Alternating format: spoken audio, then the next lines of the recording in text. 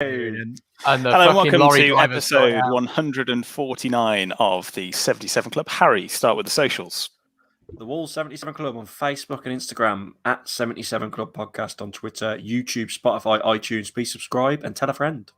Dan Bayliss is here. Hello, Wolves fans. And Jack Williams.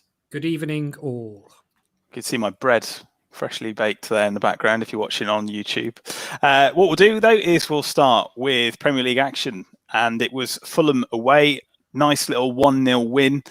Harry, and it was probably a very, very boring game of football for the neutral. It certainly was if you're a Wolves or Fulham fan. But in the end, got the job done. That's all that matters. Yeah, as you say, it was boring. But I think it was justice served in the end as well, because I'm sure we'll get onto the mad VAR decision.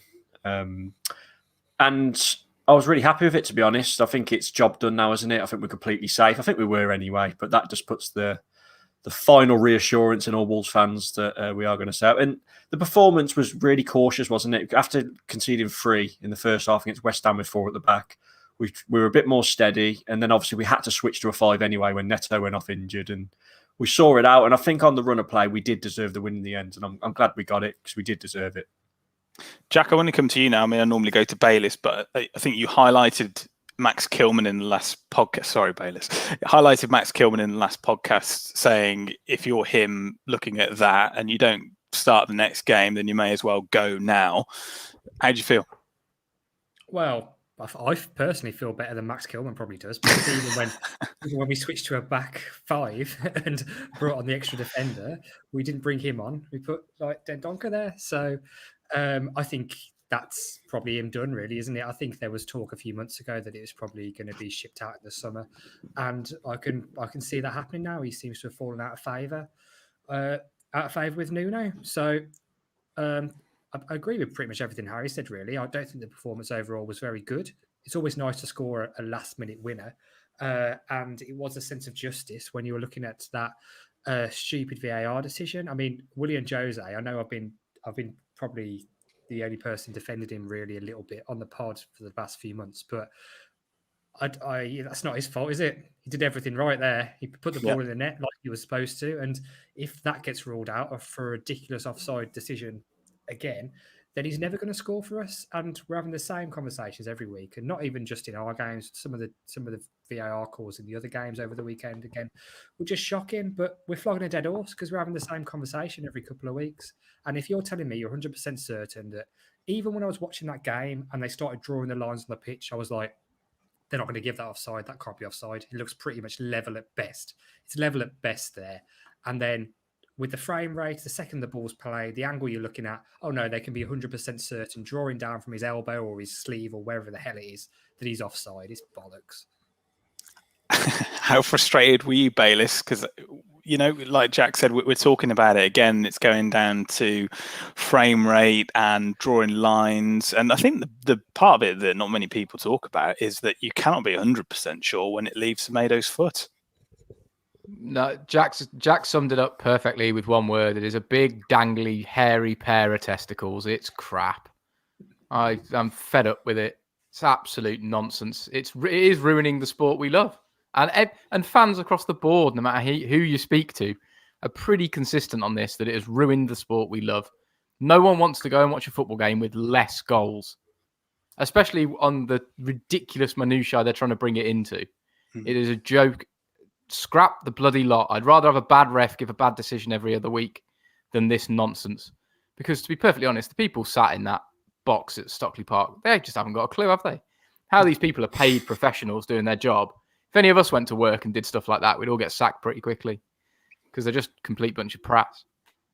And Harry, the most consistent thing about VAR is how consistently bad it is, because we also saw Manchester United get exactly the same treatment, poor decisions this week. So it isn't just affecting Wolves, is it? I know we'll look at it and say it's only affecting us, but it is every single club that is getting poor decision after poor decision. Yeah, and obviously there was that Albion one as well. It's just never ended now. And yeah, that was right. The thing for me with the offsides is it's the frame rates and that, isn't it? When they start talking about that, is when it's kicked and all that. And we sound like a broken record because it is nearly every podcast we talk about it now. But for just ignoring VAR for a minute, 'cause we have spoke about it so much. I was just gutted for Ian Jose because we absolutely slated him, or definitely me, at last podcast, saying I'm done with him. And although he wasn't great, it was a great finish, and I just felt a bit sorry for him. And with Fabio Silva coming on and setting up the winner as well, it just makes it like he probably won't be in favour for Wolves fans to start the next one. They'll want Fabio Silva, but that's what I was just really down about for Willian Jose. After all the stick he took, he scores a great goal and he gets ruled off, and no one will remember it in a year's time. I can remember going to Craven Cottage, Jack, way back when, I think, when I was quite drunk and then tried to high-five a toddler in the park, and the mum got very worried. I remember doing that. That was post-game. I remember Bobby Zamora hit the bar for them, I think, and that's literally all I remember from that day. But, 3 points at Craven Cottage hasn't happened since 1967. So, it's pretty decent, isn't it? In the top flight. That's not a right fact. In the top flight. We won in the championship there, didn't we? In the top flight. But, okay, all right. Just don't want anyone to think we get our facts. Don't let Twitter get after us. That's true. Good news. A win at Craven Cottage in the top flight doesn't happen very often. Is what I'm saying. 1967 was the last time that happened. It's most likely because us are both crap and we're not in the top flight that much. That's true. Fabio Silva, growing with confidence every game. Bayliss, it seems. Fantastic ball through to Traore, who finished it off for the goal. It was a lovely pass, I think, and that was a confidence pass, wasn't it? To swivel yourself around and just get it away like that. You've got to have confidence to do it. So it's brilliant to see. It was that little turn around the superb.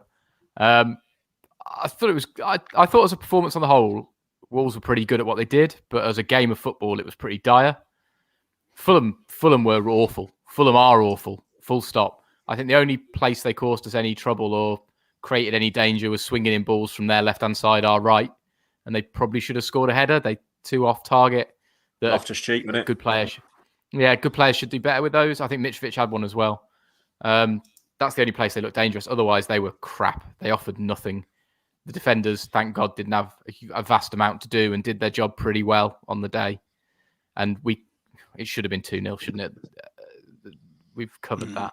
And it was a good enough performance to go there and get 3 points. If it had ended 0-0, you'd have been very frustrated. But we've done the job, and it's exactly what we went there to do. So I'm not one to go and look into the stats of this game and start praising or berating players for that performance, because it's just a case of we did exactly what we needed to. No one stood out. No one was particularly good. Bayliss. I know why you don't look at the stats, because Nelson Semedo was our man of the match at right back, and his stats, he was first in everything. So it's funny that this week you don't want to look into the stats when the bloke you don't really like was top of everything and had the best performance of the season. The team that have only scored 24 goals this year, and he had a good defensive performance event with them. Thank fuck he did. I don't know if you noticed, but they attacked down the left so much, so he had a lot to do, and he dealt with them really well. They targeted him. They basically, if you were Fulham manager Bayliss, they did what you would have done and target our right back, and he did really well. Yeah. He was brilliant. But the chance they should have scored, Mitrovic should have scored that header, and it came because Semedo got caught out of position, and they got the run on him, and that was their best chance. And that's a fact. We can look at all the stats all you like. I think think about the game. But the best chance Fulham had came because of Semedo being out of position. Fact. I disagree. And I don't want to talk about it, Harry. I don't want to hammer anybody. I think it was a good... End the podcast. Absolutely. You're hammering him now. We've got to point out that Semedo probably had his best performance in a Wolves shirt. We've got to point it out. No, he didn't. Slated him so much. No, he didn't. Yeah, Not even did. close. He did. No, he didn't. His best performance in a Wolves shirt was Palace at home, and the second half at Southampton are his best 2 games in a Wolves shirt. I disagree. I think it was against Fulham. I disagree. Oh, no chance. I completely disagree.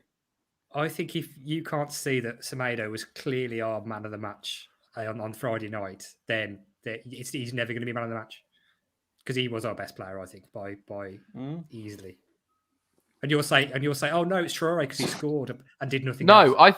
I think we were pretty bang average, but did the job across the whole game. That was it. I just think Wolves did the job you're supposed to do as a football team. And no one really stood out and no one really shone. And we just got on with the game and we managed to get 3 points, which is the really important thing. No one set the world on fire in a game against dog shit Fulham. And that's the end of it, in my opinion. And the turning point was the fact that Traore managed to smash one home in the last second. Other than that, there is nothing to start singing the praises of Wolves players after that performance. It was good enough. It was good enough to do the job, and that's it.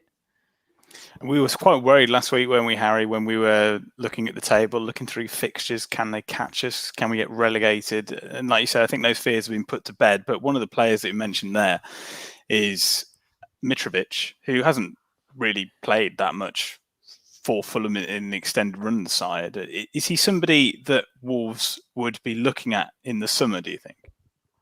Maybe, but what I will say on Mitrovic is I was really worried, and I think, to be fair to Cody, he did okay against him, even when we was playing a back four. He had that one where they tussled each other, and then I think Cody did give the foul away, but they didn't do too much, like Bailey said, but that's because we had a fantastic right back who got a man of the match performance and stopped everything in Semedo. So, yeah, it was a game where I'm just happy we come out with a win. It was boring to watch. You saw Fulham's reaction at the end. They're in tears, some of their players, so they know it's done. And the big news, obviously, coming off the back of it is Neto's injury, and he's out for a good 6 months. So I'm glad we've got that security now, especially with losing Neto. We'd have needed him if we was in a dogfight.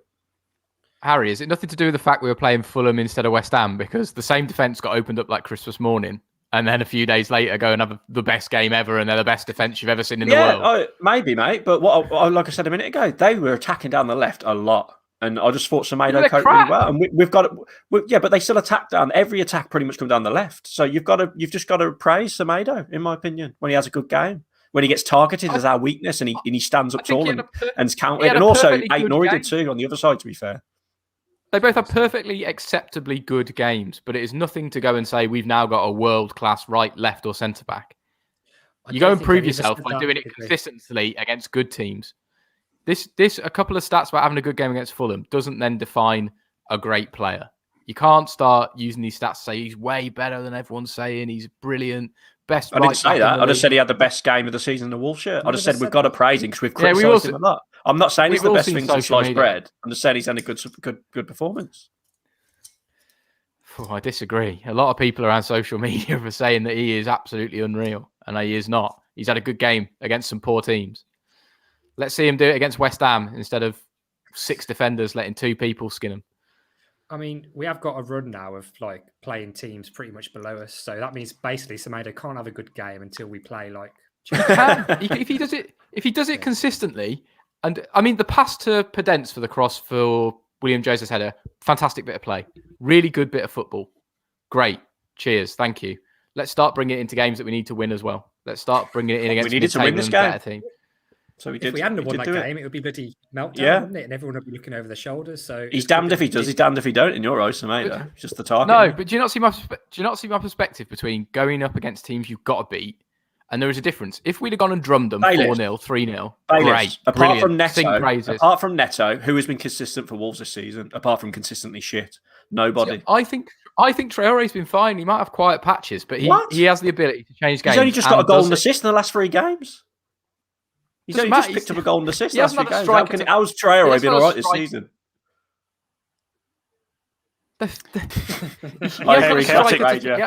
Chaotic Rage just says, when you have to argue this much with someone over one particular person, they will never listen. Just popped up on the YouTube comments there. In terms of, I was going to say a man of the match, but my God, we'll open another can of worms again. I think we've got 2 Semedos and a Bayliss. Will Traore change the game? Also, while we're eating humble pie, I think we need to give a shout out to someone else who was involved in the goal, who we've slated. Gibbs White, I know. It pains me to say it, doesn't it? The TikTok king. I mean, to be fair, it was brilliant because we said, "Oh, here comes Morgan Gibbs White to save the day," and he did, which just shows how incredible we are as a podcast that we can pick these things.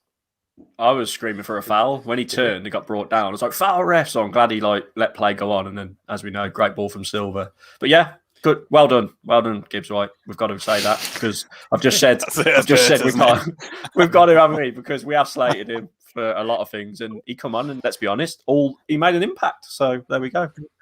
The thing is, though, they've like him and his missus now. They've just laid the path that they with their social media, and there's nothing you can really do about it because. Even after she put a post out afterwards saying that oh, I just get so proud when I see him play. All the comments are just like, he's shit. I'll drive him. Just jump on him, yeah. Yeah, it's Drive like, him to Swansea. you can't win really. But he did all right there. So yeah, fair play to him because I was a bit confused when he was coming on. How concerned are we with Neto's injury, Harry? I mean, it's such a huge loss. Like you say, he's been the mainstay in terms of a consistent performer this season, and he's another one on the medical table now. Yeah, and what I will say about it is, obviously it's horrendous, but what really annoyed me off the back of it was all the a lot of fans on Twitter, social media, whatever, blaming Nuno for it, because obviously they knew about the injury, but I was speaking to Dave as a party friend of the show, and he pointed out correctly, well, the medical staff would have given him a green tick to play, wouldn't they? You can't put it all on Nuno for playing him after he took a knock on international duty. He obviously wanted to play, he was fit to play, and unfortunately he got injured, and it's a bad one. Same with the Johnny one, obviously, him getting injured again. We've just been so unlucky with injuries this year. It's down to the season we had last year. It's got to be. It's starting to catch up on the whole team now. And I'm gutted for him because he's going to miss the Euros, and I'm sure he would have featured in that for Portugal. And let's just hope he comes back with a bang when he does get back probably around October time, if you believe that, how long he's actually going to be out.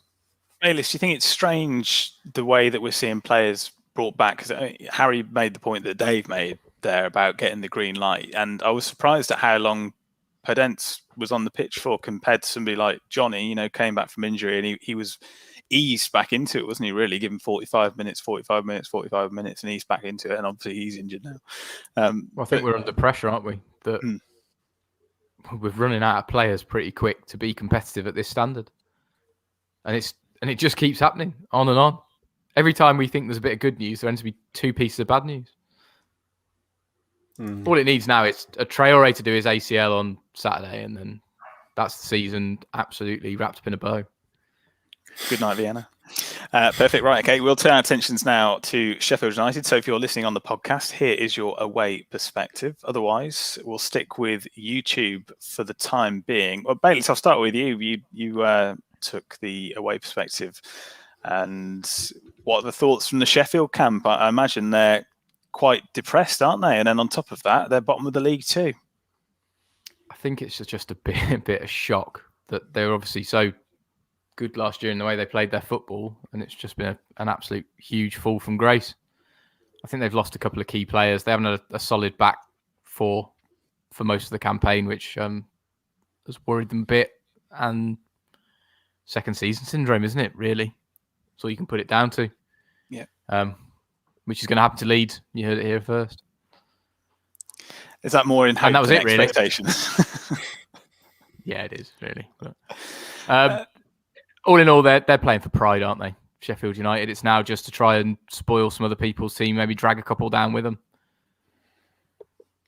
Harry, when we think of Sheffield United, we think how brilliant they were last season. They were going toe-to-toe with Wolves. And, I mean, we were joking, saying, wouldn't it be funny if we got relegated, and when we were back in stadiums, the last game that we went to would have been post-Europa League, and the first one back could have been Luton away.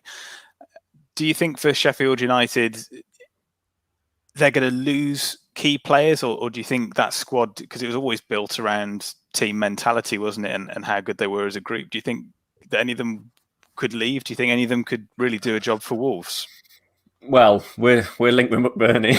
Whatever his name is, that striker. So he might leave. But the goalkeeper Ramsdale, didn't he get relegated last year as well? With Bournemouth, and they signed him.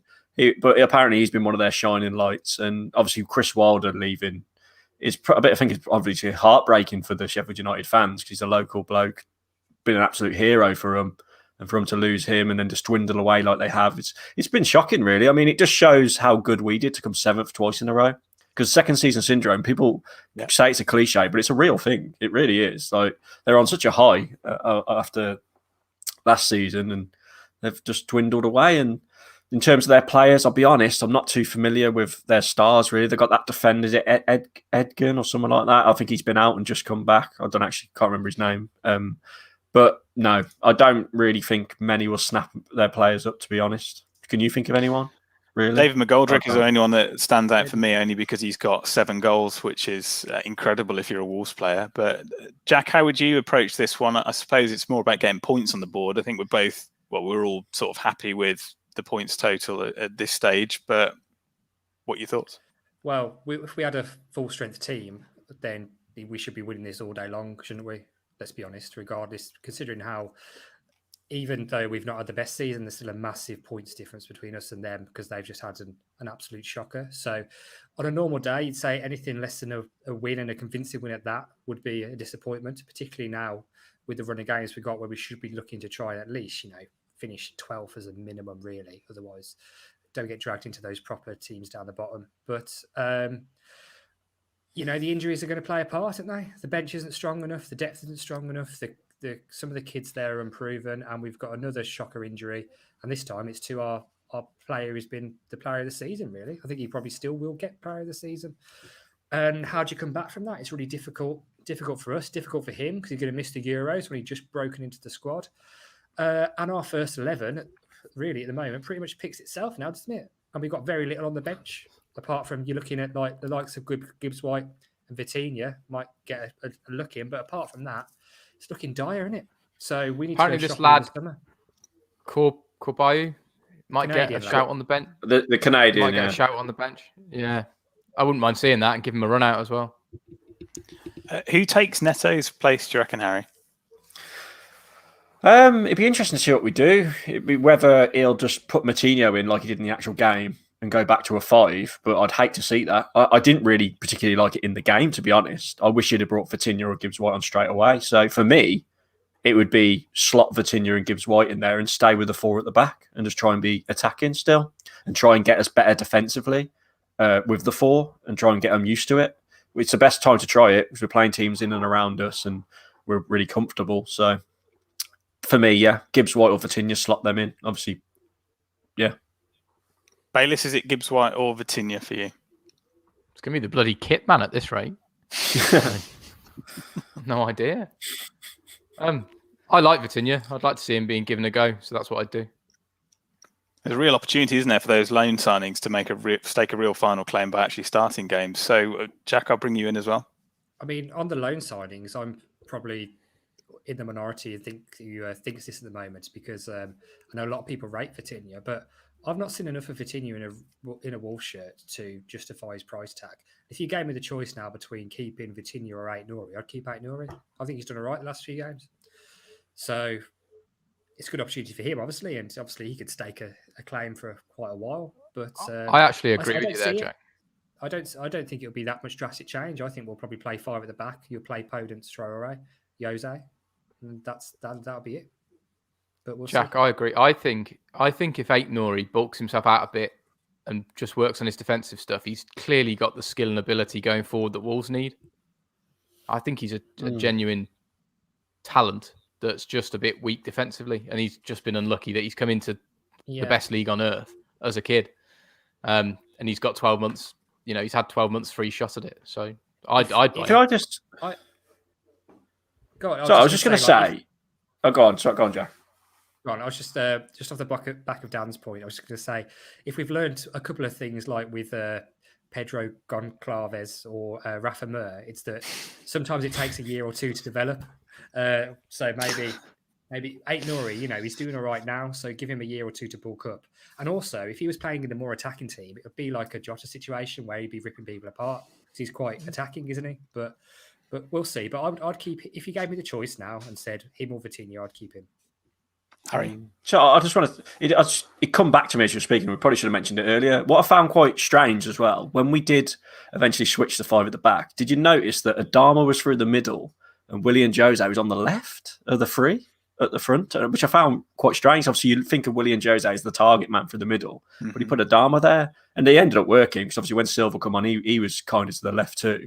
I just found that quite interesting. I don't know whether he'll keep doing that, but you'd never think as Willian Jose someone would want to be out on the left, would you? So I just found that I was going to say, quite a strange tactical move. Interesting that you bring that up, because is it time to look at Silva starting, or do you think it is working as it is now? Bayliss, he's getting to come on, and because remember, Sheffield United, bottom of the league, is it a chance to use some of that, confident energy against the side bottom of the Premier League? My attitude to it is we own Silva, and the more Premier League football he gets, he can only get better from it. So that's what I would be doing personally. Jack? Could you play both of them? I mean, we're on a shoestring now, couldn't we? 4-4-2. 4-4-2. If you play 4-4-2, the team pretty much does pick itself, really, apart from maybe the central midfielders. But yeah, I've got no issue with Silva. Silva's impressed me a lot, particularly with his cameos in the past few weeks, and I've been one of his harshest critics. So I think, he's going to get better, and he's clearly got a footballing brain. It's just about doing exactly what he wants to do at the right time, and I think he is going to get better. So I've got no issue with Silva starting, to be honest. So if his name's on the team sheet come Saturday, obviously it's a late kickoff now, Saturday dinner time, tea time, whatever, I'll be fine with that. When is Willy Bolly back? That is the question on. I think he's available now. So is that a selection headache? I mean, the defence obviously did itself absolutely no favours against West Ham, but then kept a clean sheet last time out. Harry, open it up. I mean, he walks straight into the team, doesn't he? I think he does for most Premier League sides, in my opinion. The only thing that I just hope if he does, well, he will come back in, obviously. I just hope he sticks with a 4, because I think with him coming back, maybe Nuno think, there's an extra defender, let's play the 5 again. But I want to see us play a 4 with... It'll be Bolly and Cody. There's no doubt about it. Because, he ain't going to drop Cody, is he? So that's the only headache for me is please don't play a 5 now Bolly's available. Stick with the 4 and just slot him in the defence. Score prediction, Bayliss. 1-0 Wolves. Jack. I was going to say 1-0 Wolves as well. Yeah, 1-0 Wolves. Bloody hell, are we all feeling confident? Harry, give us a 4-1. If we play 5 at the back, I agree, 1-0 Wolves. If we play 4 at the back, 4-2 Wolves. Can't lose. Perfect. I'm going 2-1 Wolves, obviously. Let's get some latest betting odds and ticket news. Hello, betting fans, both on your podcast and YouTube. It's slim pickings, but there are some decent odds out there in all fairness. Willie and Jose to score first, 2-1 Wolves, 33-1. Nice. If we are going to bottle it, McGoldrick to score first, and either 1-0 to Sheffield United or a 1-1 draw, 33-1. Harry, I've got one for you. Podence to score first, Wolves 4-1, 140-1. I like that. I'm having that. There's no massive odds this week. There's no big super odds. I mean, even the least likely to happen. Nelson Semedo to score first and Wolves to win 1-0 is... What's the highest we've been all season? Was 425 the highest? 425-1 was the highest. Is it? Oh, right. Okay. I don't think it's 320. Won't be that high. Go on. It's 120-1. Is that it? Really? God, that is short, isn't it? Wowee. You can see the lag of Harry's internet there. Not going to score a goal for Wolves. That is very, very low. How much do you need to put? How much do you need to put on that to pay for your cat, Dan? Oh, please, Dan. Can we share the story with the world? Because it is just incredible. We can't. All it is that I have the world's most expensive cat, and that's correct. it. We won't say it costs $7,000 because that would be outrageous. That's not so buying the cat. By the way, that's that's the true. cat. That's true. Look at him; he's devastated. Jack, any ticket news out there? No, Sam. Still, I'm afraid. Anybody got anything? No, I mean we've booked a table, haven't we? So we'll be at the pub watching it, and it's moved to 8:15, which means I'll have to see what the score is the next day because I imagine I will not be in any fit state by the time 8:15 comes around. Yeah. So where have you booked? Ticket office in Hartlebury. Nice. Not for game time anyway, not, is it? So not for game time. So yeah, so that's about it really. Let's move on to some of the comments in the comment section on YouTube. And Gavin says, the comments. Leicester is the template for breaking the top 6/4. Did Wolves incorrectly try to replicate that last summer and put foundations in place without taking into consideration the effect of an extended season and I suppose also not much of a pre-season and left us in the current situation we're in with a bare squad and lots of injuries? Who wants to take that one? Go on, Bayliss. Gav's actually a mate of the show. He met us at Wembley in the Budweiser fan Portalo Park. Oh, nice. Good memory. No. I went to uni with him as well. Oh, right, okay. I do Oh, is actually he know thick Gav. as well, is he? Yes, he's a Nottingham Trent Luddite. I'm joking. I think what Wolves have done is thought so much about future recruitment and not actually looked at the squad we had now. And the second you get a couple of injuries within that, it cocks you quite a lot because you're looking to bring the younger ones through and keep the experienced squad and replace bit part as you need to. And we just haven't been able to do it, which has cocked our entire season up, really. So I don't think it's what Wolves have done per se. It's just the misfortune of what's happened at the club. And yes, we probably do need another couple of experienced players in there as well, like Leicester did. They did it with Johnny Evans. They brought in an experienced player to play alongside the decent young guns that they brought in. Yeah. So I think what Wolves did, there's nothing wrong with it. It's just that we've had terrible fortune this year, and that's why we are where we are. We could be all right. This time next year, we could be all right. Harry, do you think you can transition with a 19-man squad? Is that possible, or do you need, a core 25 to be able to actually make quite a big change? Yeah, I think we do need a core 25. But what I will say with Leicester is they're an example of a team that have lost really good players, but still managed to get back up towards the top four. Obviously, lost Mahrez and people like that, and Maguire. I don't know if he's any good. But yeah, Kante, but huge. And they won the league, 5-6 years ago now? And they've come back and they're back up there now, and it's fair play to them. They're a good team. They deserve to be where they are. And as mentioned, we need to do what they do and sign actual players. We've said it so many times, from within England, and sign proper players who can do it. And I want to replicate Leicester. I don't know if we've tried to, and if we have, we haven't done it properly, have we really, this season? But as you mentioned, we've had bad luck with injuries. But Leicester are an example of a team who can break the top four, and they would have got in the top four last year if COVID didn't hit. They fell towards the end, didn't they? And we've got to try and be Leicester, really. Leicester did get the huge fortune of stumbling across one of the best strikers going. I mean, that is a massive thing that you cannot compare to anything else. You do not just come across a world-class striker, every day. Wolves have got one close. Jimenez is a seriously, seriously good player. But Vardy in the Premier League is another world. It's a steal for £1 million as well, wasn't it? Jack, who's the better manager, do you think, out of Brendan Rodgers and Nuno? Because I think Brendan Rodgers was an absolute fraud, because his failure at Liverpool was almost unforgivable. Going and doing it in Scotland means absolutely nothing. But to be fair to him, you've got to say he's one of the top performing managers in the league. He's one of the ones where when he left Celtic to Leicester, you thought it could go horribly wrong with this, couldn't it? And it's just not. Respect to them, the Leicester model and everything they've done. Obviously, from winning the league and since then with their recruitments, like you say, with the players they've lost, it's just been brilliant. And Brendan Rodgers has been outstanding. To keep that team consistently fighting when it seems that teams can just come and take their pick of their best players and that's it, and then they move on. I think he's really good. I don't know who's the better manager. I don't know. I can tell you who's had more Botox. Celtic Rager says, what do you guys reckon to Steve Bull saying we don't need to buy any defenders? Well, I personally say that his punditry is about as good as his first touch, but I'll open it up to the floor. I'll start with you, but Bayliss or Harry, whichever one wants to take I just want to say is, Steve Bull's an absolute legend. There's no doubt about it. But honestly, 90% of what he comes out with is absolute tosh. Like, it's hard to criticise him. He's an absolute legend. But it was, and he's here tonight. Yeah. Nah, mate, I love him. But his punditry skills is not his strength, is it? Let's just be honest.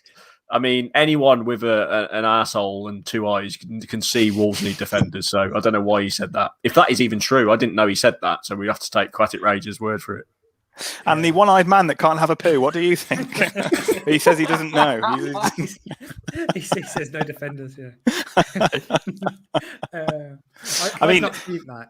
I've not seen that either, but I think anyone who's saying that, they just need to watch the first half against West Ham on repeat and then, stick it in a room with them and just keep watching it over and over and then say, we don't need any defenders, because I don't know what's top of the shopping list for the summer, but I think it's pretty high up there, isn't it? Centre-back.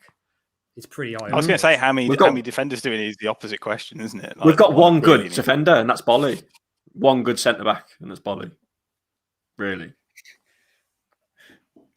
But is Semedo being replaced in the summer? That's the question, isn't it? Because I mean, we've got question marks over all the positions, really, especially with Johnny's injury. I suppose, Dan, you want him replaced, but I don't know who you'd replace him with. I think we need to focus on key areas before that. We definitely need a centre-back. We definitely need a centre midfielder and probably another winger somewhere. And they take priority over replacing a right and left back. Well, no, Raul's going to come back, isn't he? So he's not gone forever. Yeah, but got you just have Fabio as backup, and then we're back to where we were at the beginning of this year. If Raul gets injured again, we've only got Fabio. And actually, that's not learning a lesson then, is it? No. So maybe sign Willian Jose permanently, which I wouldn't like, or get someone else in if Jose goes back, and then have 3 strikers. I think our issues are we've got to have someone that's going to replace Moutinho eventually, and finding a playmaker that's that good is very difficult to do. We definitely need a centre-back, no question about it. And then you start to prioritise the other areas, which would, for me, be a left-back, a right-back, and then a utility forward, a quick winger type that picks up goals, a Jota-esque type of player. And goalkeeper, I mean, looks like John Ruddy could be leaving. Goalkeeper. Oh, yeah, that's a good point, though. If he does leave, who are we going to, I think there was talk they will bring Ruddy someone leaving, in? and it's just, I think there was talk about just because as long as Patricio's Rob fit, Green? they can Mark let him go Schwarzer. and just play the third choice keeper, can't they? So I don't know. Wouldn't surprise me if they bring in a young Portuguese keeper though at some point. Joe Edwards did an article in the Express and Star. Don't know how much stick he got for it, but he's written one. And it says 5 experienced left-back suggestions for Wolves. Top of his list is Van Aanholt at Palace. Who would take him? He's decent, but would we go for him? That's the question. I didn't read the article, so I don't know if Joe covered this, but he's in England. Yeah, and 211 Premier League appearances, chipping in with 20 goals, 15 assists along the way, capable of playing a fullback or wing-back. So I suppose he ticks. He scored a couple of screamers as well. He has scored a couple of absolute belters. Thing is, he's at Palace, which means he'll be on a lot of money. I don't reckon Wolves will be able to match what Palace pay him. Actually, Palace pay daft wages for a crap football team. The one thing I just thought of then is just what I was talking about earlier with Ait Nouri and Vitinha.